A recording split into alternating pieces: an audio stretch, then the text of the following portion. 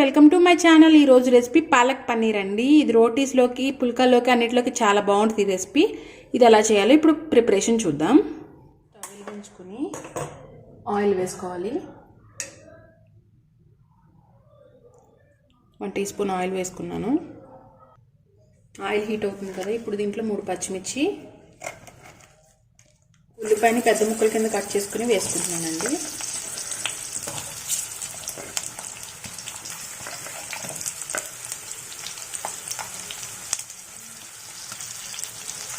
ఇవి కొంచెం fry అవనివ్వాలి.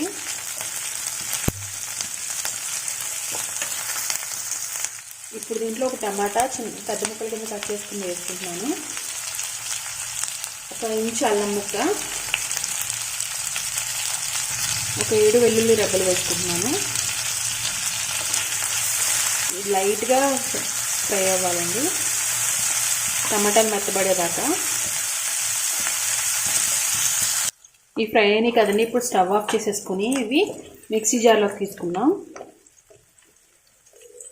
Mixie jar తీసుకుని చల్లారనివ్వాలండి. ఇప్పుడు దీంట్లో వేడి నీటిలో వేసి ఒక 5 నిమిషాలు మగ్గించిన పాలకూర వేసేసుకుంటున్నాను. పాలకూర పసరు వాసన వస్తుంది కదండి, వేడి నీటిలో 5 నిమిషాలు ఉడికిస్తే ఆ వాసన పోతుంది. అందుకని 5 నిమిషాలు వేడి నీటిలో ఉడికించి పక్కకు వాచి పెట్టుకున్నాను, నీళ్ళని వాచేసుకుని. ఇప్పుడు ఈ 2 కలిపి పేస్ట్ చేసుకుని పెట్టుకోవాలి. ఇలా మెత్తగా పేస్ట్ చేసుకుని పక్కన పెట్టుకోవాలండి. ఇప్పుడు మళ్ళీ స్టవ్ వెలిగించుకుని అదే ప్యాన్లో కొంచెం ఆయిల్ పోసుకోవాలి.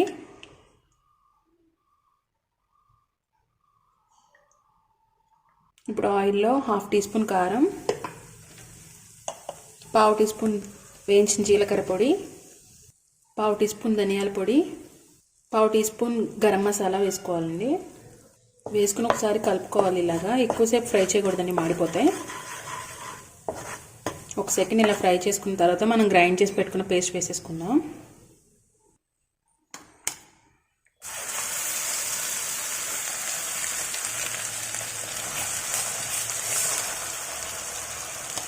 మొత్తం పేస్ట్ అంతా వేసేసుకోవాలండి. ఇలాగా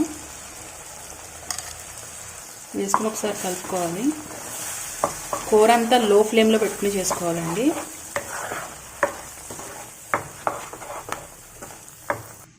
ఇప్పుడు మిక్సీ జార్లో వాటర్ పోసుకుని కొంచెం ఒక 1/2 కప్పు వాటర్ పోసుకుందామండి.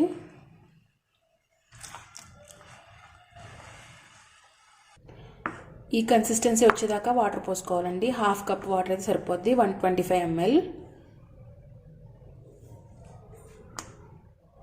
ఇప్పుడు దీంట్లో కొంచెం కసూరి మెతిని ఇలా క్రష్ చేసుకుని వేసుకోవాలండి.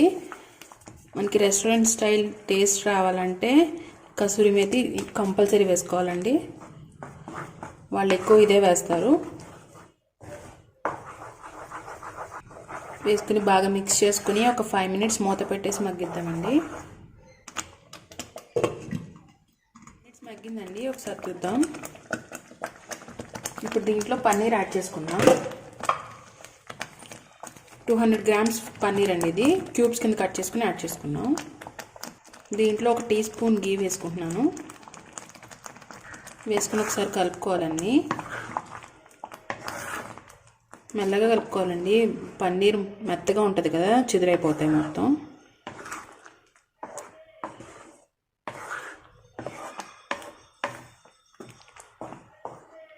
కొంచెం బటర్ కూడా వేసుకుని మొత్తం కలుపుకుని ఒక 10 మినిట్స్ మగ్గిద్దామండి. ఇది మూత పెట్టేసుకుని ఒక 10 మినిట్స్ మగ్గిద్దాం. ఒకసారి మూత తీసి దీంట్లో కొంచెం పెరుగు వేసుకుందామండి. చిలికించి పల్చగా చేసుకున్న పెరుగు బదులు ఫ్రెష్ క్రీమ్ కూడా యాడ్ చేసుకోవచ్చు.